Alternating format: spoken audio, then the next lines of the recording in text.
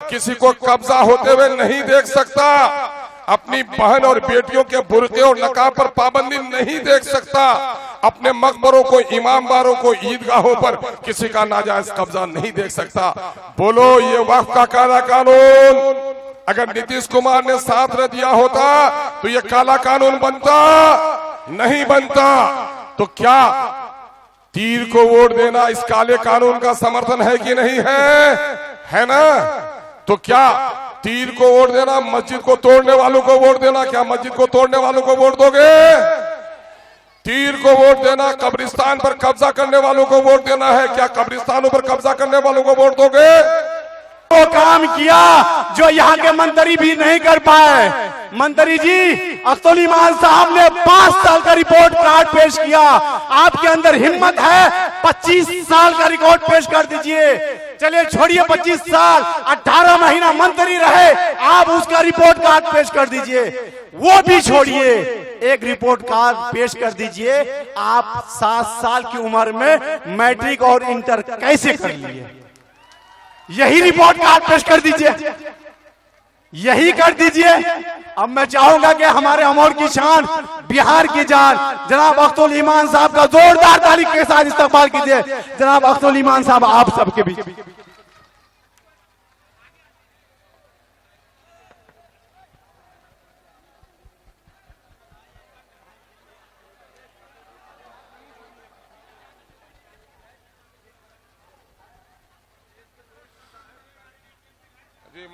Mic क्यों नहीं बोल रहा है जी ये वाला?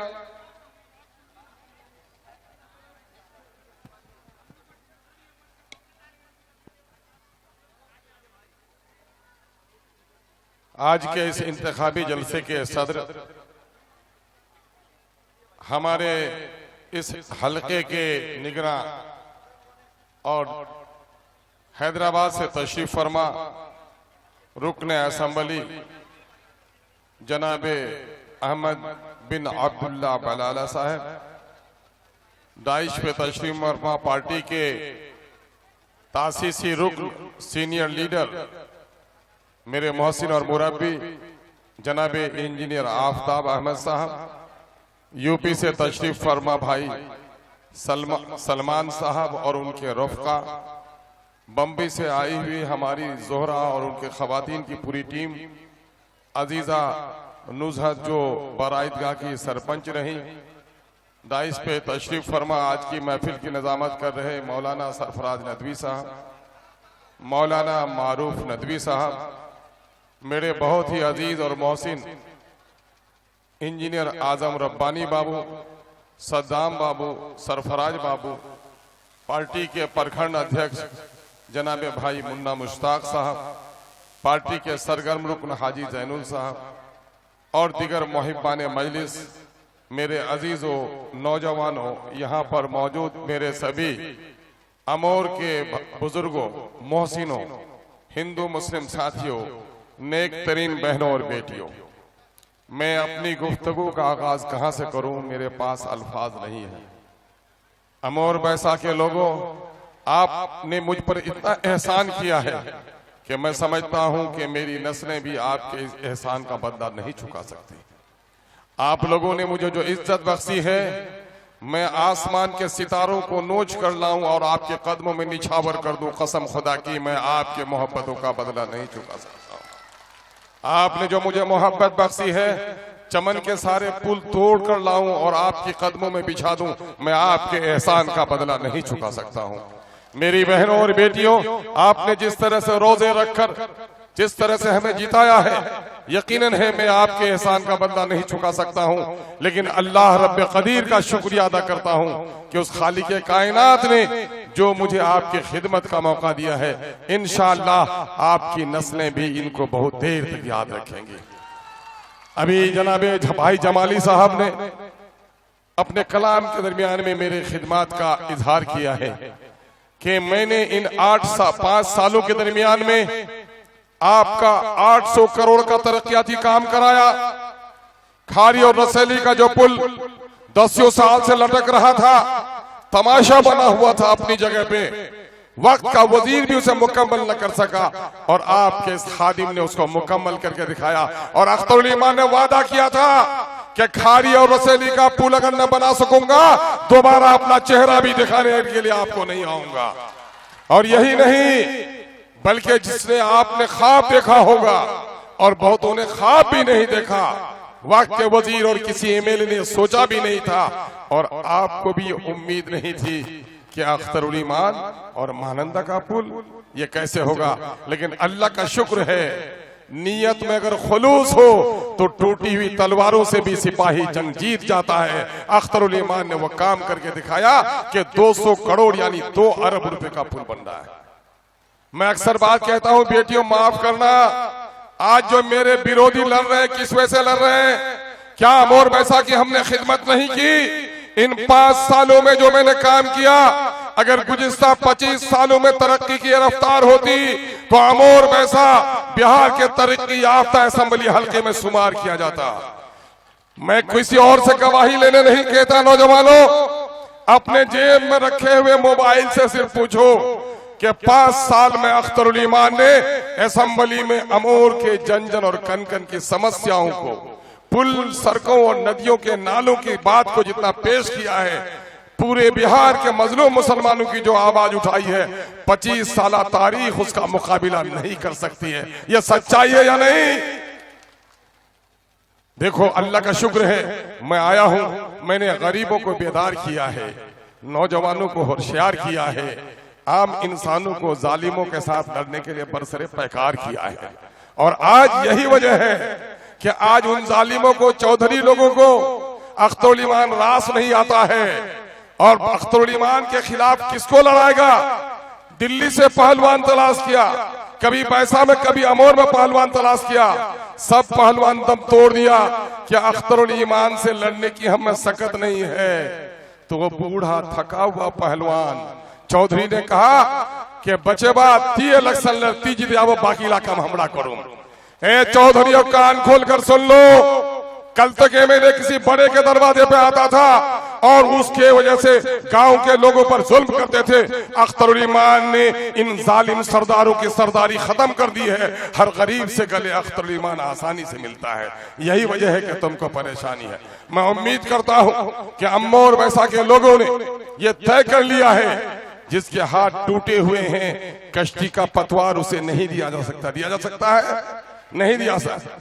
गूंगा गाना गा सकता है, लंगड़ा नाच सकता है, तो फिर जो अपने जिस्म को लेके उठ के खड़ा न हो सके, क्या वो असेंबली में जा सकता है? नहीं जा सकता है ना। तो तय कर लो, हम पीराना शाली पर कोई उंगली नहीं उठाते।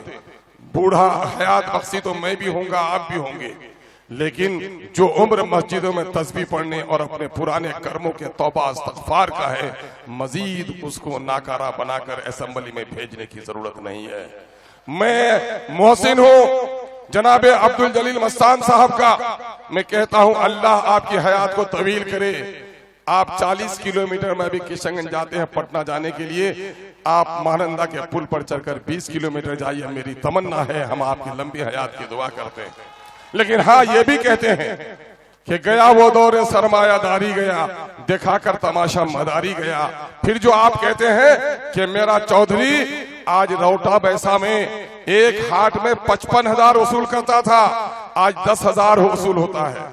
एक हाट में 40,000, 45,000 ज्यादा, 9 हाट में 9 जगह 36, 3,60,000, 12 महीने में लगभग 40 लाख गरीबों के लूटता था। वही चौधरी जो दुबला हो गया है, वो आज मस्तान मस्तान चिल्लाता है, अख्तरुल ईमान के खिलाफ लड़ाई लड़ने के लिए तैयार है। मैं कहता हूँ फानूस बनकर जिसकी हिफाजत हवा करे, वह शम्मा क्या बुझे जिसे रोशन खुदा करे। आज हमारे लोगों को आप क्या सिखाया लोगों को? आज हमारे लोग अपनी बात कहने जाते हैं, हम तो भिखारी की तरह वोट मांगने जाते हैं। हम कोई डाकू नहीं है डंडा लेकर जाते, हम बंदूक लेकर नहीं जाते हैं। कल ही मौलाना मुकर्रम साहब के साथ जुल्म किया है, पिछले दिनों में भी हमारे मेहमानों के साथ जुल्म और ज्यादती हुई, और शायद आसमान को पसंद आया। जो हादसा हुआ है मैं दोहराना नहीं सकता कि अपने लोगों को आपने जो बदमाशी सिखाई उसकी सजा मैं तो नहीं दे सका। अल्लाह ने जो सजा दी है, फिर से दोबारा उस जुल्म को मत दोहराइए, वरना उससे बड़ी सजा कुदरत देने के लिए तैयार बैठी है। मेरे भाइयों, दूसरी तरफ आप आइए, एक शख्स तीर का निशान लेकर आया है। ये तीर का निशान वाला कौन है? पूछो जरा उनसे, किनसे है गठबंधन तुम्हारा? मोदी का शागिर्द बनकर तुम आए हो। 74% मुसलमानों की आबादी यहाँ पर है। 74% मुस्लिम आबादी में बीजेपी जीत सकती है। तो उसने चालाकी से क्या किया कि नीतीश कुमार को टिकट दे दिया कि तुम जरा सा नरम बोलते हो, काम तो हमारा ही करते हो, लेकिन तुम जरा मदरसा के टीचर उचर की तनख्वाह उनखा के सिलसिले में नरमी रखते हो, मुसलमानों का वोट ठग के लेके आ जाओ।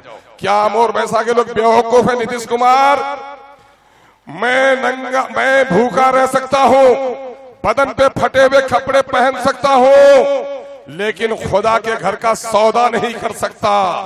अपने बुजुर्गों की कब्रिस्तानों पर किसी को कब्जा होते हुए नहीं देख सकता। अपनी बहन और बेटियों के बुर्के और नकाब पर पाबंदी नहीं देख सकता। अपने मकबरों को, इमामबारों को, ईदगाहों पर किसी का नाजायज कब्जा नहीं देख सकता। बोलो, ये वक्फ का काला कानून अगर नीतीश कुमार ने साथ न दिया होता तो ये काला कानून बनता? नहीं बनता। तो क्या तीर को वोट देना इस काले कानून का समर्थन है कि नहीं है? है ना? तो क्या तीर को वोट देना मस्जिद को तोड़ने वालों को वोट देना? क्या मस्जिद को तोड़ने वालों को वोट दोगे? तीर को वोट देना कब्रिस्तान पर कब्जा करने वालों को वोट देना है? क्या कब्रिस्तानों पर कब्जा करने वालों को वोट दोगे? नहीं। तो नहीं की आवाज ऐसी आए कि इन जालिमों को कान तक जाए। आज काल अल्लाह और काल रसूल की तालीम होती है जिन मदरसों में, उन मदरसों को ये बंद करना चाहते हैं जालिम, ये तीर वाले, फूल वाले। क्या ऐसे जालिमों को वोट दोगे? लेकिन सना जफर कहता है मैं तो कुलिया हूं, कुलिया के नाम पर वोट दो। सही कहा हमारे दोस्तों ने। जब मैं इलेक्शन जीता था 2020 में, तो बेसाख्ता फतह के बाद मेरी जबान से कलमा निकला, ए खुदावंदा तूने मुझे फतह याद किया, अमोर बैसा के मोहसिनों के दिल में तूने हमारी मोहब्बत डाल दी। ए अल्लाह, तूने एक बड़ी कामयाबी हमें दी कि मैंने कुल्हिया और सुरजापुरी के सड़े हुए लाश को दफना देने का काम किया, जो नफरत की बू जिससे आती थी। जात बिरादरी पहचान की चीज है। पैमाने मोहब्बत खुदा की नजर में यह है, इन्न अकरमकुम इंदल्लाहि अतकाकुम। जो खुदा से डरता है, खुदा उससे मोहब्बत करता है। नबी का चचा अबू लहब कलमा नहीं पड़ा, रांदे दरगाह हुआ। काला कलोटा हजरत बिलाल हबसी ने कलमा पढ़ा, नबी का प्यारा हुआ। हमारी मोहब्बत तो यही है। हमको यह पैमाना सिखाया गया कि खुदा का फरमा बरदार नूह, तूफान आया तो कश्ती पर था और नाफरमान बेटा डूब रहा था। नूह ने चाहा कि कश्ती पर सवार करें। खुदा ने कहा मोहब्बत का पैमाना तय कर लो, नूह मुझसे या नाफरमान बेटे से। अल्लाह ने कहा नहीं खुदा, हजरत नूह अलैहिस्सलाम ने कहा ए खुदा, मैं तेरा बंदा तुझसे मोहब्बत करता हूं, बेटे को छोड़ दिया। ये पैमाना हमें सिखाता है कि हम इंसाफ में, हक में, अपने रब के हुक्म में और अपने नबी की सुन्नतों में अपने भाई को तो छोड़ सकते हैं, लेकिन शरीयत का दामन कभी नहीं छोड़ सकते। शरीयत का दामन नहीं छोड़ सकते। अगर बस्ती का कोई नौजवान शराबी हो जाए, कोई जुआरी हो जाए, अब वो कहे चलो जुआ खेलेंगे, तो जाओगे? एक आलिम हो जाए, वो मस्जिद की तरफ बुलाए तो जरूर आना है, लेकिन गलत काम की तरफ कोई बुलाए तो नहीं जाना है। यही करते हैं ना हम। तो आज सबा जफर से भी हम मोहब्बत करते हैं। रसूलुल्लाह ने एक बात कही मेरे भाइयों, में सुनाना चाहता हूं, उसका मफहूम हमारे उलमा भी है। अल्लाह के रसूल ने कहा मदद करो अपने भाई की। हम बुजुर्ग आलिमों को देख रहे हैं, मेरी इस्लाह कर देना। मदद करो अपने भाई की, चाहे जालिम हो या मजलूम। लोगों ने पूछा या रसूलुल्लाह, आप तो दोनों की मदद करने कहते हैं, दोनों को भाई कहते हैं। आज भी कहता हूं, भाई है सबा जफर मेरा, भाई है अब्दुल जलील मस्तान मेरा, मैं भी आपका भाई हूं। मदद करो तीनों भाई की। कैसे मदद करोगे? मदद करोगे, अल्लाह के रसूल ने बताया। पूछा अल्लाह के रसूल से, ए अल्लाह के रसूल, मजलूम रोएगा तो आंसू पूछेंगे, जख्मी होगा तो मरहम लगाएंगे, जालिम क्या, जालिम की तलवार टूट जाए तलवार दे देंगे? कहा नहीं, जिस हाथ से वो तलवार भाज रहा है उस बाजू को मरोड़ दो ताकि जुल्म से बच जाए और कल आखिरत में जहन्नम से बच जाए। इसलिए आओ मदद करो मस्तान साहब की। कि चचा जान आप कहते हैं तो 3 लड़का है, अमोर का बेटा लड़ेगा। मैंने कहा अमोर का बेटा तो किशनगंज अमोर असेंबली किशनगंज पार्लियामेंट्री क्षेत्र में नहीं है। सही कहा, बात अगर बढ़ेगी तो दूर तलक जाएगी। कांग्रेस का झंडा लेकर तुम कहते हो अमोर का बेटा, तो फिर अपनी बड़ी नेत्री सोनिया गांधी के बारे में सवाल करे तो तुमको कैसा लगेगा? तुम्हारी जो अभिनेत्री है राहुल गांधी के बाद जो सबसे बड़ा लीडर है वो कौन है? प्रियंका गांधी। अब प्रियंका गांधी साहबा कहां से लड़के आई हैं? केरल से लड़के आई हैं, वायनाड से। तो वायनाड में तो कोई मौसी उनकी नहीं है, कोई मामू भी उनका नहीं है, तो तुम्हारा नेता यहां वहां से लड़े और किशनगंज का नेता किशनगंज पार्लियामेंट्री क्षेत्र में लड़े तो बाहरी। चूंकि तुम हमारे काम के बारे में सवाल नहीं उठा सकते, मैं दावे के साथ कहता हूं, मैंने पिछले 25 सालों में असेंबली के ऐवान में जो आवाज उठाई है, 25 साल तारीख तुम्हारा मुकाबला नहीं कर सकती है। और हमसे मुकाबला करने के लिए आए हो। क्या कहा कि मदद करो? क्या तो मदद करो उनकी भी। कैसे मदद करो? मस्तान साहब को कहो कि चचा जान अब तो चलने के लायक नहीं। और अमोर के लोग कहते हैं अमोर का बेटा बनेगा, तो बेटे की उम्र तो 40, 45, 50, 60 साल तक होती है। 60 साल से ज्यादा उम्र के लोगों के अब्बाजान तो कब्रिस्तान में है। तो आप तो अभी किसी का बेटा नहीं है, अब्बा चचा कोई है नहीं, तो आप तो इस वक्त अमोर का दादा हैं। अगर बेटा ही को था किसी जवान को टिकट दे देते। दादा के हाथ में घर की रखवाली नहीं जा सकती। पोता जवान हो तो पोता उठाता है। ये नारे कौन लोग लगा रहे हैं? मैं अक्सर कहता हूं, बहनें बेटियां यहां पर हैं, कि जब लड़की को निकाह पढ़ाया जाता है दादी और नानी बगल में होती है, बेटी हाँ कह दे, हाँ कह दे, होता कि नहीं जी? तो अभी उनके बगल में भी नेता खड़ा होकर बात कर सकता है कहीं? वार बगलो तुम्हार दादी नानी ला कब करो खली, तो उसको कह दो कि दुल्हन जब निकाह में हाँ कह देती है तो डोली पर दुल्हन जाती है, दादी और नानी नहीं जाती है। तुम जो उसके बगल में बैठ बैठ के तकरीर कर रहे हो, तुमको जाने नहीं दिया जाएगा। जब तुम वहां नहीं जा सकोगे तो फिर असेंबली में आवाज कौन उठाएगा? नदी के कटाव के पुलों की तामीर के। दरअसल नौजवानों, ये लोग दुश्मन हैं तुम्हारी तरक्की के, जो अख्तरुल ईमान को रोकना चाहते हैं। गरीबों में जो आजादी आई है, नौजवानों में जो बेदारी आई है, आम लोगों जो होशियारी आई है, खवातीन के दरमियान में जो सियासी समझ आई है, ये लोग नहीं चाहते हैं। कुछ ही देर के अंदर में आपका नेता पहुंच रहे हैं, परेशान न हो, हम लोग को खबर आ गई है। ये लोग दुश्मन हैं आपके, ये नहीं चाहते हैं कि अमोर के लोगों को होशियार किया जाए और आगे बढ़ने दिया जाए, इसलिए अख्तरुल ईमान को रोकना चाहते हैं। मेरे भाइयों, आज आपने हमें मौका दिया, हमने पटने में जाकर आपकी बात उठाई और बात मुकम्मल कर दूं कि मदद करो अपने भाई की। तो आज मस्तान साहब को आराम करने देना है, ये मदद है कि नहीं है? आज उसको आराम की जरूरत है। सबा जफर साहब भटक कर मस्जिद तोड़ने वालों के साथ चले गए हैं। मस्जिद तोड़ने वालों का किसी ने साथ दिया, कोई डकैती किया, और डाकों को किसी ने बंदूक दिया। दोनों मुजरिम है कि नहीं है? तो आज वो मस्जिद तोड़ने वालों का साथ दे रहा है, तो कल खुदा क्या उसका मुआखजा होगा कि नहीं होगा? इसलिए उनको बचा लो और कह दो कि तुम मेरी बिरादरी के हो, तो तुमको खून की जरूरत पड़ेगी तो खून दे सकते हैं, लेकिन ऐसा वादा पर तुमको हम वोट नहीं दे सकते हैं। यकीन जानो, असबियत इस्लाम में हराम है। असबियत कहते हैं जात, बिरादरी, इलाका की बुनियाद पर फैसला करना और इंसाफ वसूल को ताक पर रख देना। क्या कहता है वोट का इंसाफ? आपके वोट का हकदार इन तीनों में यमायम है कि नहीं है?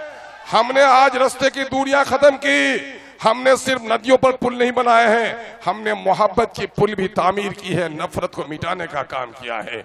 हिंदू भाइयों को भी हमने सम्मान दिया है। यकीन रखो, ये वोट अमानत है अल्लाह की। ये अमानत उसके हवाले करो जो अमानत की अहलियत रखता है। लूले को तलवार देना, तलवार को बेकार करना है।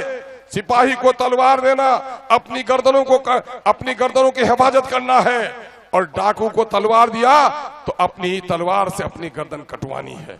इसलिए हम ऐसे लोगों को वोट नहीं देंगे। वोट से तारीखें बनती हैं, वोट से तकदीरें बनती हैं, वोट से इलाके की तस्वीरें बदलती हैं। आज जो अमोर वैसा में हो रहा है, ये तरक्की उन लोगों को अच्छी नहीं लग रही है। इसी वजह से वो लोग इस तरह की गलत बयानियों से काम लेते हैं। मैं आपसे इंसाफ की भीख मांग रहा हूं। मैं अमोर वैसा को सजाने और संवारने आया हूं। मैं अमोर पैसा की तस्वीर बदलने आया हूं। आज SIR का मामला हो, वक्फ का मामला हो, जितनी आवाज हमने उठाई है इससे पहले किसी ने नहीं उठाई। बिहार में गुलनाज जलाई जाती है, कांग्रेस का नेता नहीं बोल पाता, राजद का नेता नहीं बोलता, भाजपा तो आपके बारे में बोल ही नहीं सकता। अभी अभी हाजीपुर वैशाली में नसीर शाह नाम के एक आदमी को ईद मौलूद की महफिल थी, झगड़ा हुआ, पुलिस आई, ये बेचारा जलसे में भी नहीं किया था, 3 दिन बाद बेटी की शादी थी, वो शादी का इंतजाम कर रहा था, पुलिस आई, उसके कमर में रस्सी लगा कर ले गई। 3 दिन तक थाने में इतना मारा कि 3 दिन के बाद उसकी लाश निकली। जिस दिन उसके बेटे की बारात निकलनी थी, बाप की लाश निकली। जिस बेटे को बाप के कंधे में, बाप के लाश में कंधा देना था, जिसकी बारात निकलने वाली थी, वो जेल में रहा। ऐ मुसलमानों, कौन आपकी आवाज उठाएगा? ये आवाज उठाने के लिए बैरिस्टर सऊदीन अवैसी से बड़ा कोई लीडर आपके पास है? नहीं है। मैं अक्सर मिसालों से कहता हूं, एक आदमी का पांव कट जाए वो लगड़ा कहलाएगा, बाजू कट जाए लूला कहलाएगा, लेकिन इंसान तो होगा ना। लेकिन अगर गर्दन कट जाए तो फिर क्या है? वो मुर्दा है, वो लाश है। जिस जिस्म में गर्दन नहीं है वो लाश है। जिस कौम का कोई लीडर नहीं है वो कौम भी मानिंदे लाश है। आज अपनी सफों में लीडर पैदा करना है। 2%, 3% का लीडर है, 5% का आदमी चीफ मिनिस्टर बना हुआ है, 14% यादवों में से आधे बीजेपी में चले गए, फिर भी तेजस्वी को नशा है, और 18% बीजेपी को कभी वोट नहीं देता। क्या उसको उसका हिस्सा नहीं मिलना चाहिए? यकीनन है कि उसका हिस्सा उसको मिलना चाहिए। बैरिस्टर सऊदीन अवैसी उसी के हिस्से की लड़ाई लड़ रहा है। हम आपसे और भी दरखास्त करना चाहते हैं कि बिहार में 243 MLA हैं। अभी रिपोर्ट आई है, उस रिपोर्ट में 5 लोगों में अख्तरुल ईमान का नाम है कि नहीं है? बोलो, अख्तरुल ईमान का नाम है कि नहीं है? तो क्या आप नहीं चाहते कि इस तरह काम करने वाले आपके लीडर बनकर रहे? मैं आपको बताता हूं MLA का काम क्या है। MLA का 3 बुनियादी काम है। यह मुल्क बादशाह का नहीं, यह मुल्क जमहूर का है, लोकतंत्र का है। लोग जिसको चुनेगा वही जाकर ऐवान में बैठेगा, हुकूमत बनाएगा, कानून बनाएगा। सबसे पहला काम नेता का क्या है कि देश के हित में, राज्य के हित में कानून बनाए। उस कानून से अगर उसके इलाके का, उसके लोगों का नुकसान हो तो उसकी मुखालिफत करे। कभी आपका नेता कानून की लड़ाई लड़ा? नहीं लड़ा। अख्तरुल ईमान लड़ा। अभी क्या बोला कि नीतीश कुमार जी, दिल्ली, पंजाब, हरियाणा हमारा आदमी जाता है, मीरठ मलियाना हमारा आदमी जाता है, 100 रुपए कमाता है तो आपको 50 रुपए अपने घर में रखता है, 20 रुपए दिल्ली को, 30 रुपए तुमको देता है। जब हमारा आदमी वहां मर जाता है, बीवी बच्चा रोती है, लाश नहीं ला पाती, क्या अब उसको लाश को लाना हुकूमत की जिम्मेदारी नहीं है? आप देख लीजिए, मोबाइल में होगा, वजीर ने कहा कि अख्तरुल ईमान ने सवाल उठाया था, मैं आज कानून बनाता हूं कि प्रदेश में हादसे में जिस मजदूर की मौत होगी, सरकार उसके लाश को घर पहुंचाने का काम करेगी। आज लाशें पहुंच रही कि नहीं पहुंच रही है? बताए ये लीडर कभी उठा सके बात? दूसरा काम है टैक्स के पैसे से आपके तरक्की का काम होना। मैंने कहा आइए अपने नेता, देखो कौन आया, देखो कौन आया।